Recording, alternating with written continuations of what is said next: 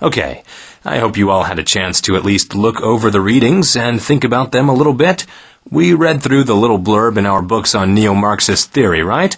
So who can give me the gist of Marxist theory? Well, the basic idea behind most Marxist theories, I think, is the idea that, capitalism is doomed to collapse, right? Like it creates injustices that will lead to a revolution. Yeah, that's what classical Marxism was all about.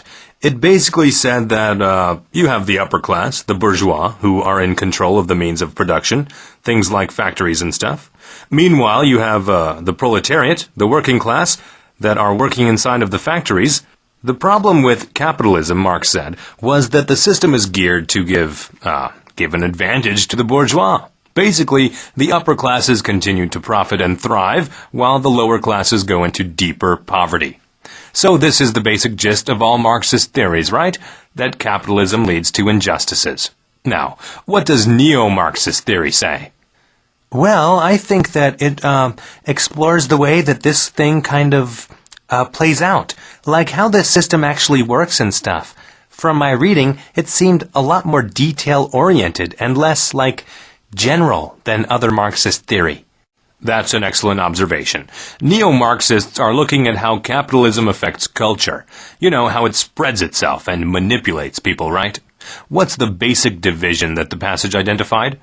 Was it the base and the superstructure? Yes, exactly. Can anyone tell me what the base and the superstructure are all about? Well, I think the base is this basic idea that capitalism is everywhere, right? Like it's everywhere in society and kind of, unavoidable. It touches everything. Right. And what about the superstructure? Well, the superstructure is everything else. It's the way capitalism expresses itself, so to speak. So it's like everything from art to fashion to literature, right? Yes, exactly. The superstructure essentially sits on this, it's the base, right?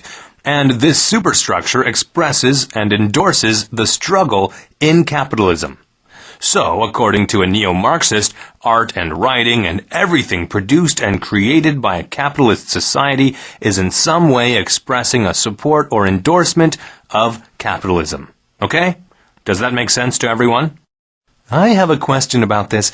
Is it everything? Like, does it really touch everything in society, no matter what? I mean, like even something weird and different, like, say, sports? Yes, everything. Let's take, for example, the current sports scene.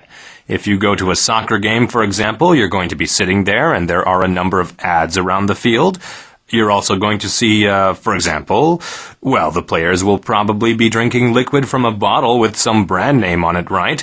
And all this, the brand names, the ads surrounding the fields, all of it is being affected by this base of capitalism, right? It's all connected to and affected by capitalism, see? It's because this is all part of the superstructure, which, remember, is resting upon the base, right?